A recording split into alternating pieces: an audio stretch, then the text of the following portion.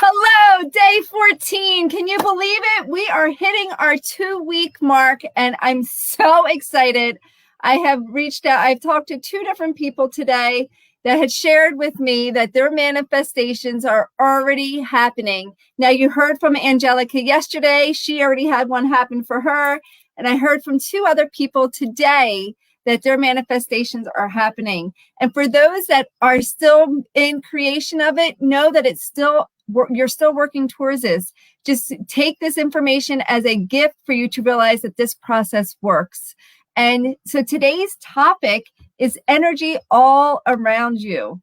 Energy is everywhere, everything, and always present. So it's so key to understanding energy so that you can manage it and control and manage and become the master of your own energy, how you want to show up, how you want to feel. So today I have a very, very special guest with me. Put a little thumbs up in the comments if you're excited. She's a colleague of mine. We met a few years ago and we decided to put a class together, and we run classes together. And I'm so excited to introduce you to her. And we're going to talk all about energy and how you can begin to understand it. So let me, without further ado, bring on Miss Lois Kramer Perez. Well, hello there. Hello there. Welcome. Thanks for coming on today. I'm so excited to have you. And, Lois and I'm trying to remember, I think we met in 2009. No, 6 years ago, 2014. And our energies we clicked, and then they really clicked again last year, where we started to come together in alignment to put a course together for people. But Miss Lois has so many wonderful gifts to share, and I would love for her to introduce herself. She is the queen of the shui. Hopefully I'm saying it correctly. You can reintroduce yourself in the correct. And she does feng shui for your soul and your space. So can you just tell us what that means, Lois? Feng shui for your soul and your space. Absolutely. Well, Brenda, thanks so much for inviting me. I always love to spend time together because we really create magic. But before I get into me, I just have to share with your group how important energy is when you are in alignment. When your energy is where it belongs, you are with the people you're supposed to be with. And here's a perfect example. Brenda and I, we collaborate, we work together, we do things together. And sometimes we even surprise ourselves. So during one of our classes, I was sharing a green healing practice with our group, and Brenda started laughing. She says, "Oh my gosh, that is exactly like this manifestation challenge that I'm working on." So we called it different things. We had a similar method. However, it was very similar in the 3 things, the 3 actions per day. And how magical is that? So you're in alignment when the people that you're with are right there in sync with you. So synchronicity is not a random or lucky thing. It's a deliberate thing that you want to be part of. So I just wanted to share how awesome our energy is together and the magic that just happens. I know. And we actually ran a challenge with each other, a 30-day challenge to manifest different things. And Lois was sharing with me that hers all came to fruition today, the other day. The 27th of August, I exceeded my goal. I started out with a goal and I go, wait a second, maybe that's too short-sighted. And rather than change my goal, I said, I'll just exceed the goal. It just felt right. But I was consistent. I stayed with it. And it's so important to follow the plan, right? We all hear about, we get recipes and we've all heard, oh, I think I'm smarter than you. I'll put this in last. I'll do this next. Maybe I'll tweak, what. Don't start tweaking it until you've mastered it. That's what I have to say, because somebody figured it out. And why make it difficult for yourself? Everything should be easy, right? And this challenge is really easy. It just is an effortless way to stay in sync with yourself, to keep on top of mind what it is you truly want, so you don't get distracted by the energy things that I'll talk about in a minute that can take you from one place to the other. Yeah, and I think the challenge self is easy. However, it's the letting go of the control, or letting go of the thoughts and the belief systems that are, questioning the 3 action steps, or questioning, is this really working? So I always say there's 3, to spend time in 3 areas to really help you manage your energy, to keep yourself going and moving forward. And we talked maybe about a few of these already, but I just want to reinforce that it's really important to remember the language that and the language you're using and the way you're talking. So, if you're thinking of your manifestation goal, think of it in a way that's, what if it is possible? What if it does happen?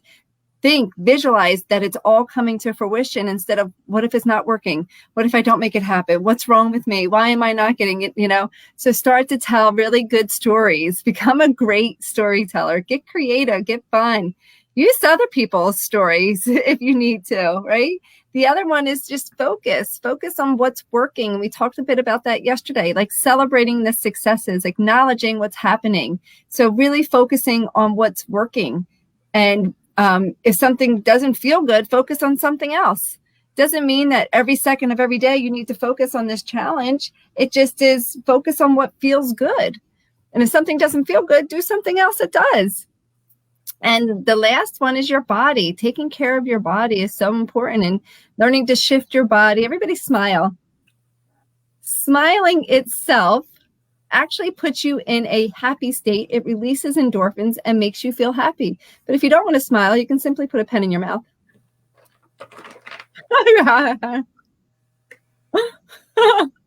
And if nothing else, other people will laugh, and it will make you laugh and make you happier. But no, that actually is a way to change your physiology, to release endorphins and make you happy.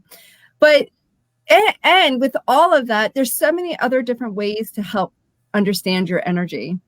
And I would love to turn this over to Lois. She's got so much knowledge and skill set and wisdom when it comes to shifting energy or understanding energy. So, Miss Lois, where do you want to take us today? Well, why don't we just start with what I call a fabulous first. So feng shui really helps us marry the energy that we can see with the energy we can feel. And literally, feng shui translates to wind and water. Wind representing the energy that we know is there. We can feel it, although we don't see it.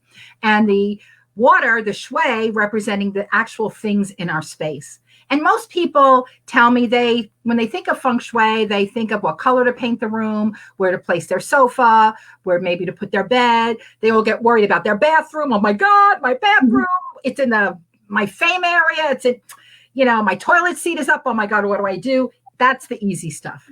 The important stuff is, with feng shui, what I learned, it's so much about the energy of you and your soul, and how you feel, your relationship to your space, your relationship to what's happening in this place you spend the most time, which is your home. And I break it down to one really powerful, simple tip. You want to always have a fabulous first. Well, what does that mean? The first thing you see when you wake up in the morning should be fabulous. The first thing you feel when you come into your home should be fabulous, because our mind doesn't know the difference between a memory or if it's actually happening. So if I come home every day and I walk up the steps and maybe there's a loose brick and I'm annoyed, and then I open the door and the door sticks and I'm annoyed again, and then there are shoes behind the door and I can't get it all the way open, so I'm twisting my body, I'm annoyed again. Well, guess what? Before I get home, my body's going to say, hey, wait a minute. She's going home. What's going to happen? Well, she's going to be annoyed because of these 3 things. So why wait? Give it to her now. And all of a sudden, my body goes into this annoying feeling that has nothing to do with what's happening. It's just a pattern that I've created. So whatever you do, think about, what is your experience? When you wake up in the morning, where do your eyes go? What do you see? Do you have your computer, your laptop in your bedroom? Well, put it where you're not going to see it, if that's the only place it can be. Don't let it be the first thing you see. Maybe your mind will go into, oh, work, work, work, right? Or the basket of laundry that hasn't been put away. If that's the first thing you see and you're like, oh, You want to feel uplifted. You want to feel fabulous. Even the toothbrush you use, the cup you drink your tea or your coffee, these simple little things all create the layers and layers because everything is energy. How I feel about what I write with. I love this pen. This pen is one of my favorite pens. I love the way it feels. It has a pretty little design on it. It makes me happy. So I make sure it's available if I'm going to grab that pen to do something. Every little thing makes a difference. And sometimes in feng shui, we talk about the things that you don't see can have a bigger impact, because the feng shui for your soul talks about our individual energies and how we respond to our environments. Some of us may want a very cozy environment where we like our stuff because it just feels good. We feel more grounded. Others might be the exact opposite. Less is more. We may have a beautiful space that's organized and clean, and you might hear someone say, oh my gosh, everything's such a mess. I have to do something. And you look around and say, what are you talking about? Everything's in its place. Oh, but the coat closet is all in disarray. And my silverware drawer is all upside down. So things that we don't see can also have an impact on us. But you have to understand what it is that's driving you. And one of the ways that I help clear my energy when I get stuck is laughter is number one. Laughter is for me, it's my number one. I've got all kinds of little toys that I keep at my desk, whether I've got sheep going by or kitty cats, things to remind me, you got to laugh. Don't take yourself so seriously. I'm not a brain surgeon. I'm not doing brain surgery. And somebody said to me, I heard recently, well, what does a brain surgeon say? It's not brain surgery. Yes, it is. But he's not doing it on himself. Anyway, to me, laughter and humor is one of the easiest way that we can shift our energy. When we get a really good laugh and we start laughing and we're moving our energy and our body's moving up and down and my temperature's rising and maybe I've got tears. After that, it's like, wow, that was good. So moving energy, laughter is really good. Another thing I like to do, because I'm very much attuned to things I can't see, but I can feel them because I'm that sensitive. That silverware drawer. Well, you know what? 5 minutes, straighten out my silverware drawer. Whew, I feel great. Another day might be the coat closet. We can do things in small steps, but the things that we notice that are on our minds that are connecting instantly is what we need to address. And guess what? Maybe it's the silverware drawer because it's in an area of my home that may relate to an area of self-care, of self-development, and I might be neglecting myself. So something in that space is calling me and I'm going there and I can say, well, what information can I receive from this? I did not allow myself time to do the meditation this morning, or maybe I signed up for a course that I have been a little lax in doing my daily task, and it will remind me to take care of myself. So in feng shui, another thing we look at is how do the areas in our home relate to the areas in our life? We can relate to our life journey, our career, how effortlessly our life is moving. We have an area that relates to our education, our spirituality, our cultivation of ourself. We have new beginnings in family and ancestors. How about fortunate blessings and prosperity? And I tend to use the word fortunate blessings versus prosperity because it's not just about prosperity, it's about your blessings and how blessed you can be and how blessed you feel. And then you seem to attract more of that, right? Brenda, you talk about energy, like attracts like. If I'm going to feel prosperous and abundant, I'm doing this manifestation challenge. I'm on task every day. I'm feeling the success of what my goal is. That's what I'm going to attract, which is some of the things I've seen happen in my life. When I used to do meditations in a yoga studio and I had a boom box and I said, why don't I have a CD player? Nobody uses this. They all have iPods. And I dreamed of an iPod and I would leave the studio and I'd imagine, I could just stick it in my pocket. How easy is that? I'd come right in. I put it right there.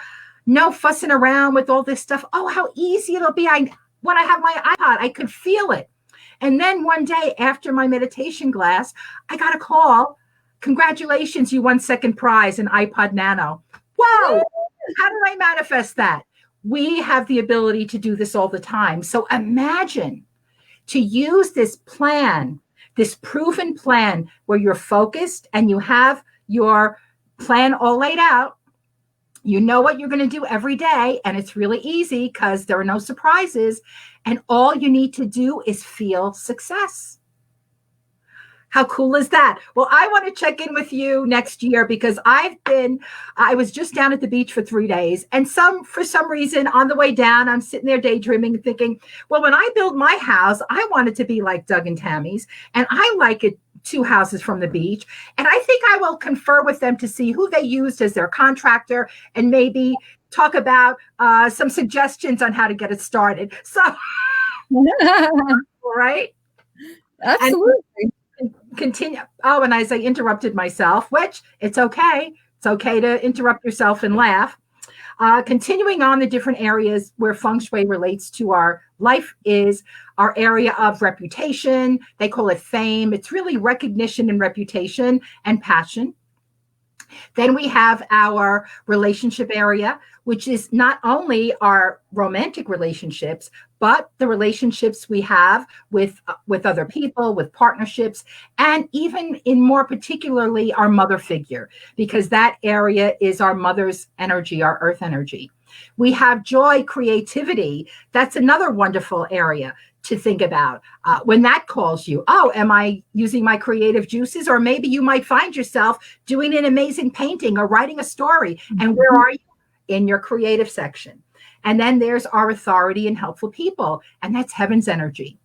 It's the ability to be in control, to be in charge of things.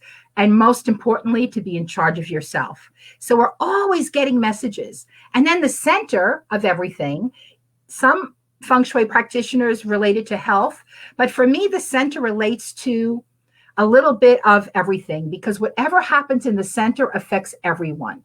So whatever happens in the center affects everything. You want the center of your space to be easy to manage, to get through. You don't want to be tripping or stumping over things. You don't want to have it like a little clutter buster. So think about how effortlessly it is to move through your space and start paying attention that you have a fabulous first. Keeping it simple. It's as simple as that. Well, that's awesome. And I want to ask you one more question. And I feel like there's metaphors in everything in life. And I love how in feng shui, certain areas represent certain things. So when I look at exercise for me and I go out and I start exercising, whether I finish my run or whether I decide to take it easy, or if I overcome overcome an obstacle, it's like, you call it like your living vision board. I've heard you use that term. And that's kind of what exercise is for me. It's like, where else in my life am I holding back and not pushing forward, or not allowing myself to go through, break through the old story that I can't run faster or whatever it is. So when you talk about that, I like how you say that when you have your house feng shuied, I don't even know if that's exactly how you say it. Is it?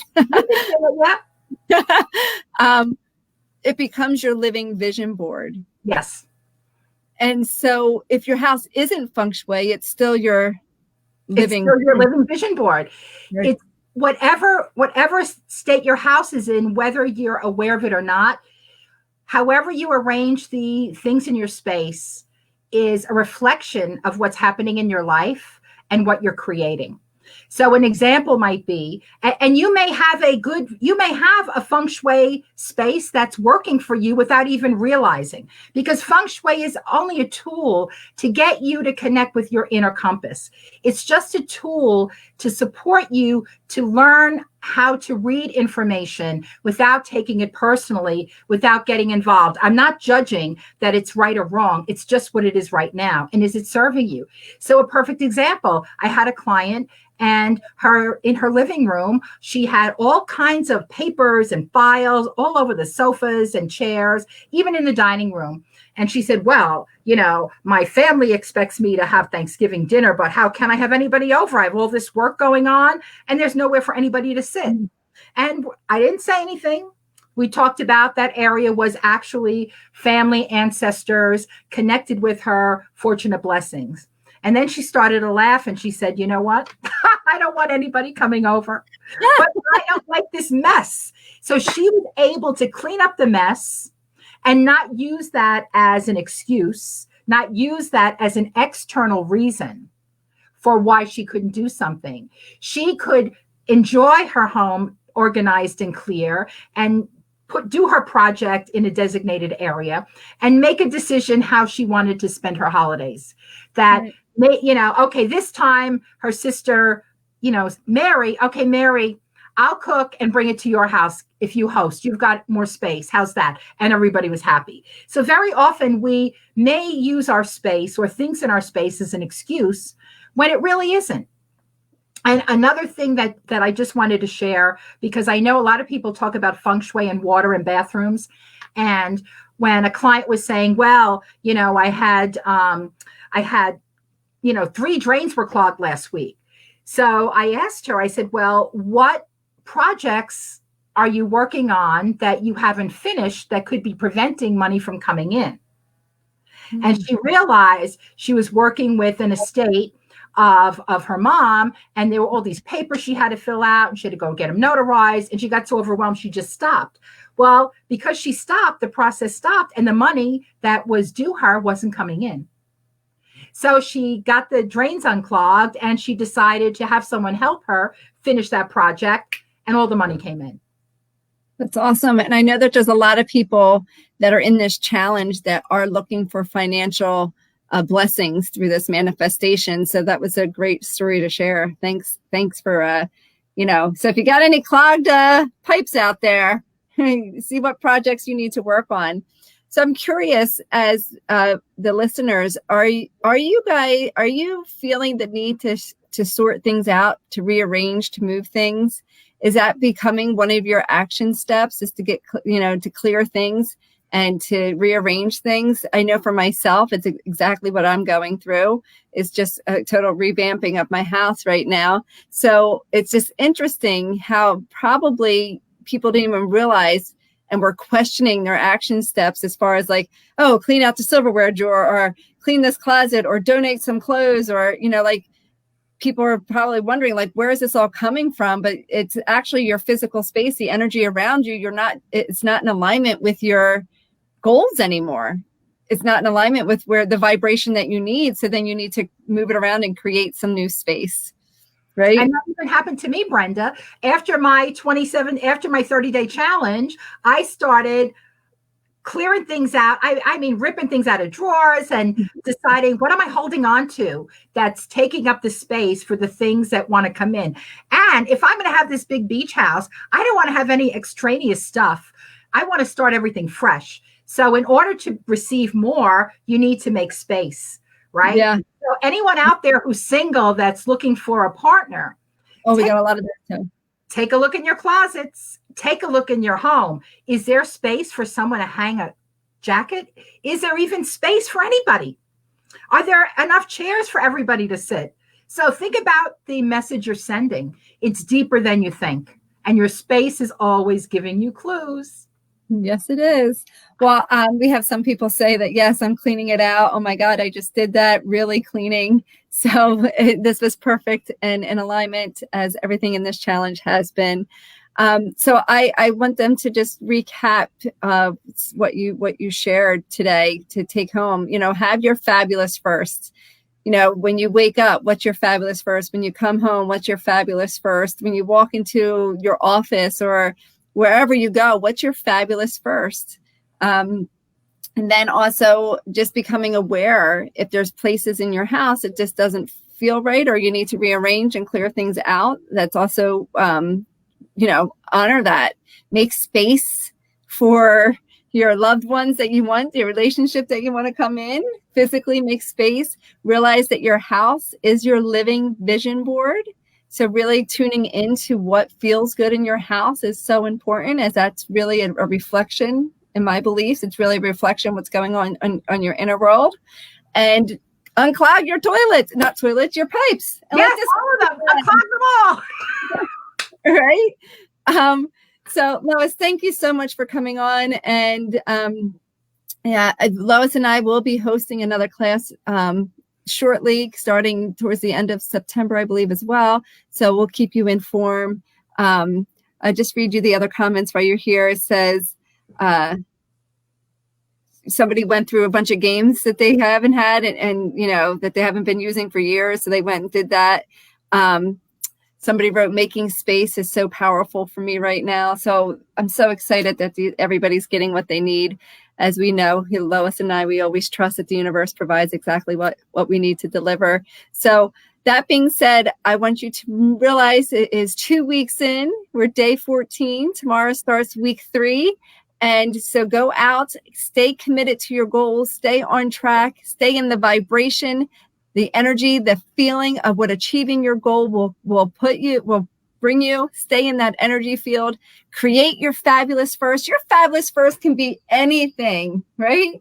Anything. So create your fabulous first. I love that. I've implemented that in my life so many different ways. So let's just share what a fabulous first that you're going to have or already have. Share in the comments below and let us read.